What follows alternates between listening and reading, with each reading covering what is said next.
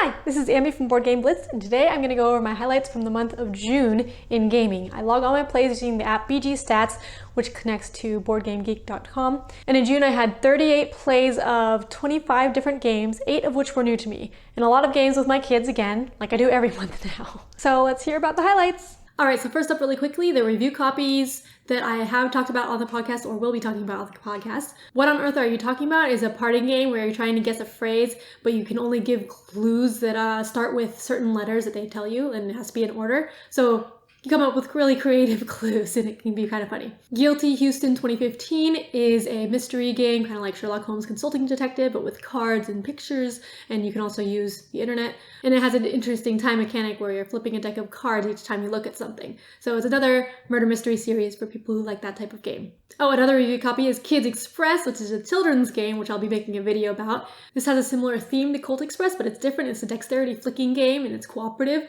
My kids really like the flicking. You're like flicking a slingshot. I'll make a video on that, and I'll see if my kids want to join with their thoughts. Okay, on to my other highlights. I played Ghost Stories, which is not a new to me game and not a review copy, but Ghost Stories is in my top 100. It's a cooperative game where you're trying to survive. There's a deck of cards of ghosts that are flipping over each turn, and these ghosts do bad things. There's a grid of tiles, a 3x3 grid of tiles on the board that you're moving around to do different actions, or you can also try to exorcise the ghosts. And you can quickly get overrun by ghosts and then you lose, or like if the ghosts can haunt you and flip over the tiles and it makes you not be able to use them and you lose. Basically, you're trying to survive through the deck and kill the big bad ghosts before you lose.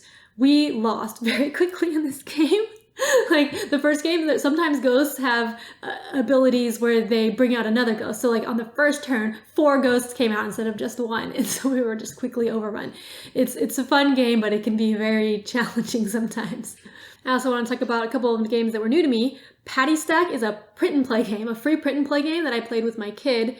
He didn't really understand it that well, but you have cards with different hamburger toppings. They have different colors and different numbers, and you're rolling dice and trying to like draft the dice to use those numbers to play down a card. You have a face down card that's your bun, and anything that matches the color or number of that card is going to get you points. But you can't play the same color or number twice in a row. So you have to get the dice, and then if you can't play, you have to make a new burger. So my kid was kind of understanding playing like and trying to not play the same color twice in a row, but sometimes he played the same number twice in a row, and he was understanding matching the dice numbers to the cards. So that was neat. But yeah, I think he ended up winning. Well, partly because he cheated, but also he got like all of the wild cards.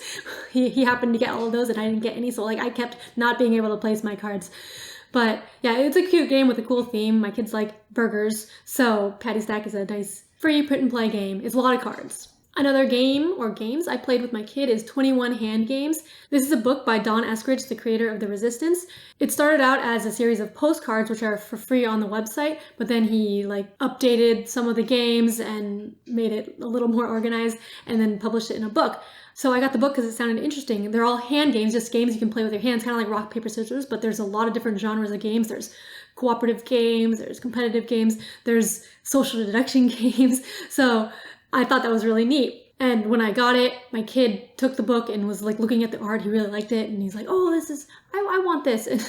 And so I ended up playing some of the games with him. Most of the games are too complicated for him. My kid's 4 years old. But some of the simpler ones he actually managed to play. And so that was fun, like playing the hand games with him. And all you need are your hands, so you can just play it anywhere. And then a game my friend brought over and I got to try is called Expressions. It's a cooperative deduction card game. A few months ago, I talked about Infiltrators, which is a similar concept, cooperative deduction card game. And Expressions is also can be compared to The Crew, the cooperative trick-taking card game. But I like deduction more, so I like this game. You're trying to guess cards in other people's hands, and they can play cards from their hand to give clues. And the clues are, like in The Crew, you can say this card is the highest card of this color, or the lowest card of this color, or the only card I have this color. And so with those clues, and knowing what cards are in the deck, people can eventually figure out and guess what cards you have left in your hand. So it was a neat game. I like deduction and cooperative games, and it felt different than Infiltrators, so I like playing both of them. So those were some of the games I played in June. If you have any questions about any of the other games I played, let me know in the comments below, and let me know what your favorite games were too. Thanks to our Ko-fi supporters for supporting the show and the podcast, and thanks to you for watching. Bye!